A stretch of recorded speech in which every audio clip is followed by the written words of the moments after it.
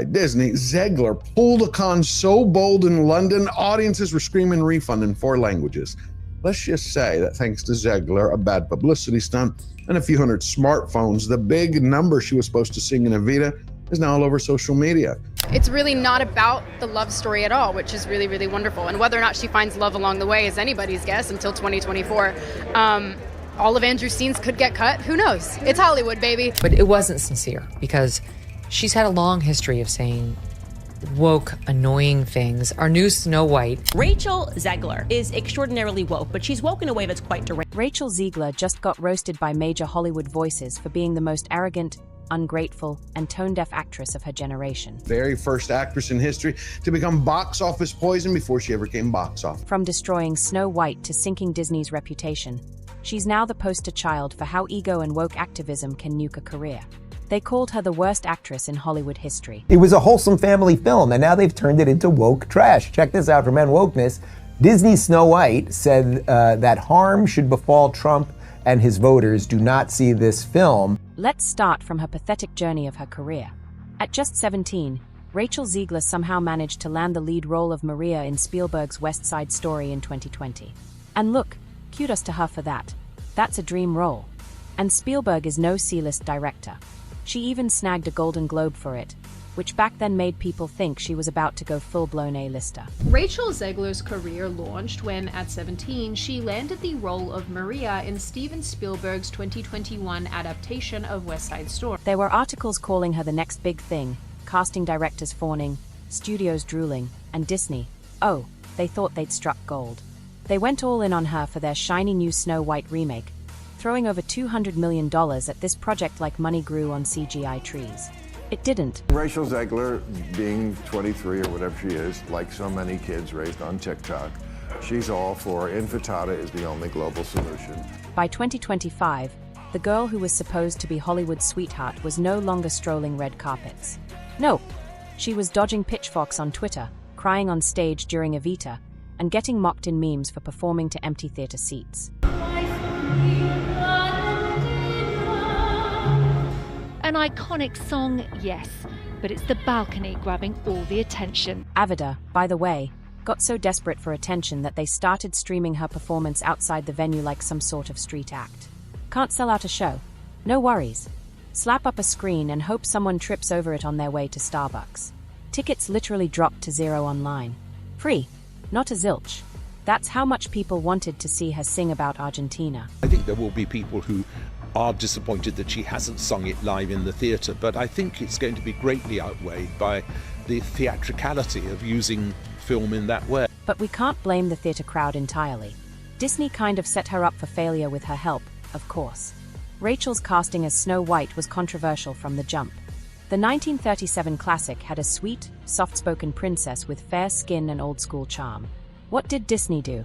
They brought in Rachel, who basically rebranded Snow White as a girl boss dictator with a superiority complex and a personal vendetta against fairy tales. She's woke in a way that's quite deranged. No one on the right side of America can stand the star of this movie. I mean, you don't need to be a hardcore Disney fan to find that tone shift jarring.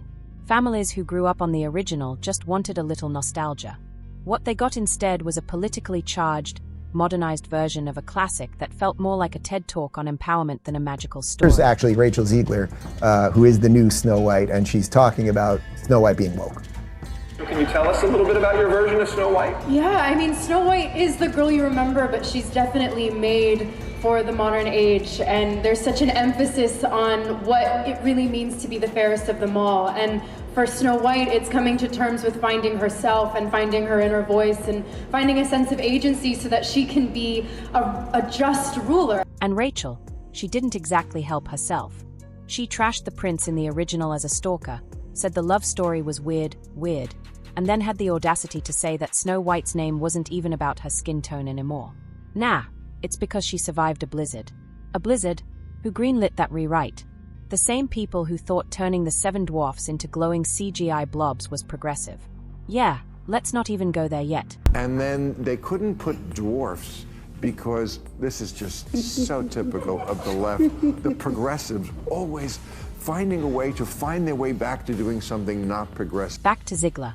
Critics and audiences dragged her, rightfully so, for openly disrespecting the very character she was hired to play.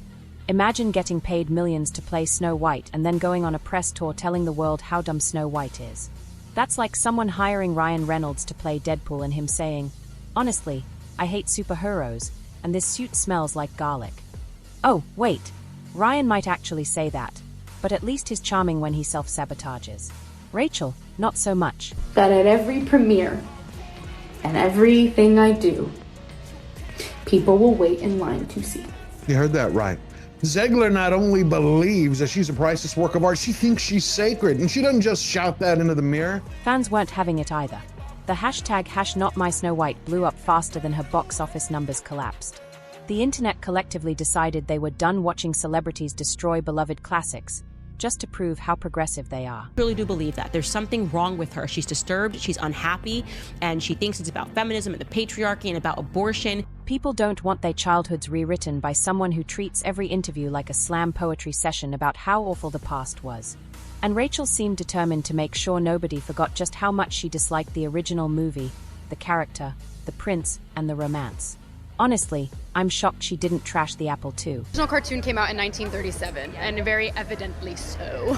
There's a big focus on her love story with a guy who literally stalks her.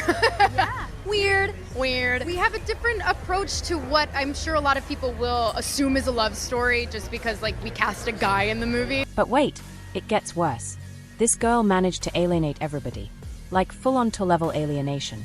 You'd think a rising star would know how to handle a little fame. Smile, wave, thank your fans, repeat. But not Rachel. One fan sang a line from West Side Story to her while she was at Chili's. And instead of saying thank you or even faking a smile, she told Jimmy Kimmel the guy ruined her night. Who says that? Thanks for being excited to see me, peasant. Now my enchiladas are ruined. Seriously. Anyway, in one clip, she calls the Sharks, the rival gang of the Jets in this new version of West Side Story, a rainbow of the Latino community, and then struggles to name what constitutes Latino diversity. And it didn't stop there. At Disneyland during the Snow White ride, you know, the one that's literally themed after the movie she's starring in, she said she has to pretend to love people when fans stop her for pictures. Pretend. She openly admitted she has to fake being nice to the people who keep her career alive. If that doesn't scream ungrateful, I don't know what does. Just hit the unfollow button. I don't need your business. Babe, what business do you mean? Let's talk numbers because this wasn't just a cringe fest. It was an economic disaster. Disney dropped over $200 million into making this Snow White remake. On top of that, they spent over $100 million more on marketing. That's more than some countries' GDPs. What did they get in return? An opening weekend in the US that barely scraped together $43 million. And it only got uglier. By week 2, the film took a nosedive with a 66% drop in sales. That's not a dip. That's a full-on Titanic moment. Lifeboats, screaming, the whole thing. For a very long time, it seems that nobody has quite captured the public's disdain like our girl, Rachel Ziegler. The damage had been done. Theaters started quietly yanking the movie from prime slots, pushing it to awkward midday screenings, or removing it entirely. In China, where Disney usually prints money, this thing pulled in less than $1 million. Less than $1 million. That's basically popcorn revenue. Final estimates are around $150 million in total losses. That's the kind of failure that makes executives question their life choices. Like someone at Disney probably retired early just to avoid answering emails about this mess. She recently told that to a reporter and her psychiatrist that every inch of her body is built inside and out to be worshipped. My compassion has no boundaries. So yeah, go woke. Go broke isn't just a slogan. Rachel Ziegler turned it into a business model. She managed to offend the audience, disrespect the original creators, insult her own fans, and burn through hundreds of millions of dollars, all while crying on a balcony for a stage play that people were watching for free outside. Snow White, they recreated it. You know, Disney's gone woke, as I keep telling you guys, even though a lot of the woke stuff is disappearing. And let's not forget, there are hundreds of actresses in Hollywood who would have killed for the opportunities Rachel got. Instead, she took it all, rolled it into a flaming ball of ego, and kicked it directly into Disney's most treasured IP. Talent or not, you can't teach humility. You either have it, or you Rachel Ziegler it right out the window. I'm a narcissist. You thought the disaster stopped at box office numbers. think again. We're not even halfway through Rachel Ziegler's masterclass in self-destruction. Buckle up, because this second half is where things go from bad to catastrophic. It's like watching someone drive a Ferrari off a cliff, then getting out and blaming the cliff for existing. Let's talk about the part of the circus that really nailed the coffin shut. The dwarf disaster.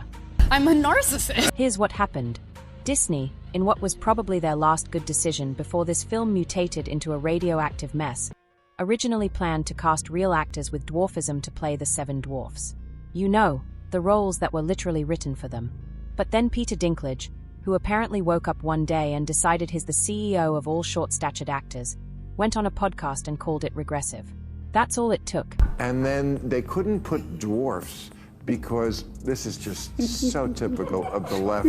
The progressives always finding a way to find their way back to doing something not progressive. You'd think the most progressive thing would be get people jobs, and dwarfs want to work. And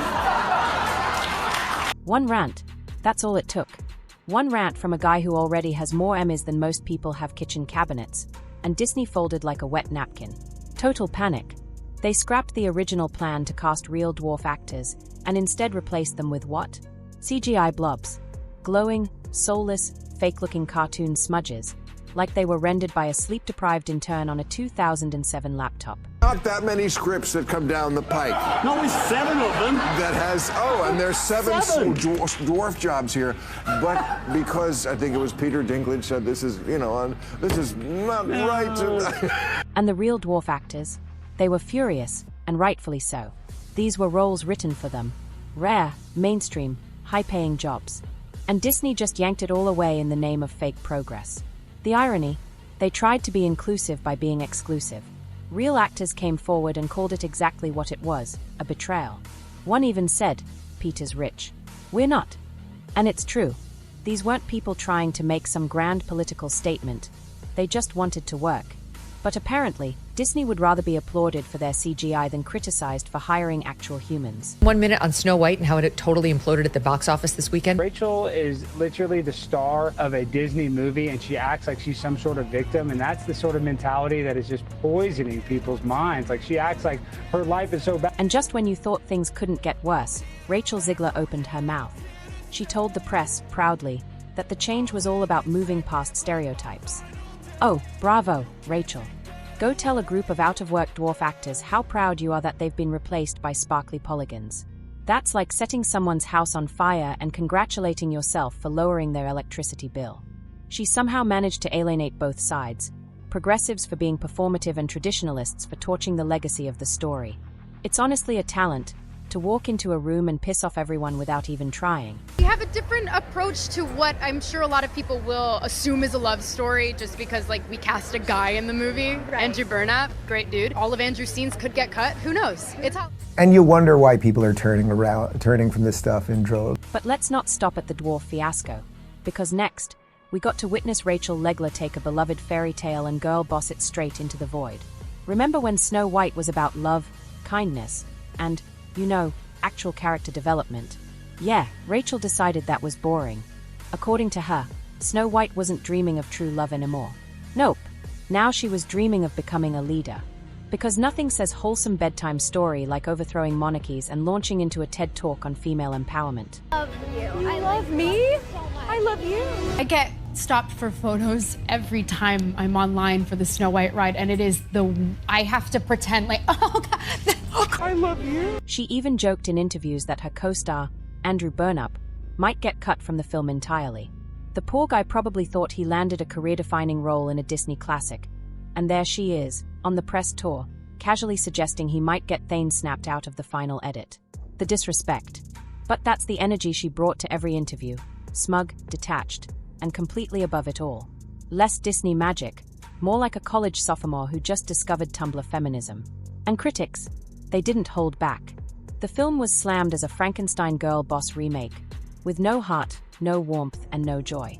Just Rachel on a soapbox, acting like she was the future queen of a monarchy no one asked her to lead. Once she believes that a co-star might just outshine her, she's gonna send that compassion for her smoke break, and out pop the claws, and out comes the Hollywood hitman in high heels. We have a different approach to what I'm sure a lot of people will assume is a love story just because, like, we cast a guy in the movie. Right. Andrew Burnap, great dude. And just when you thought maybe, just maybe, she'd take a step back and let the PR team do damage control, Rachel Ziegler went full political wrecking ball. You can't make this up. She was out here promoting a family movie, while publicly posting things like F Donald Trump and Trump supporters should never know peace. Yes, really. Because if there's one thing parents love when choosing a movie for their kids, it's being told by the lead actress that they should rot in hell. Flawless marketing strategy, Rachel. Just flawless.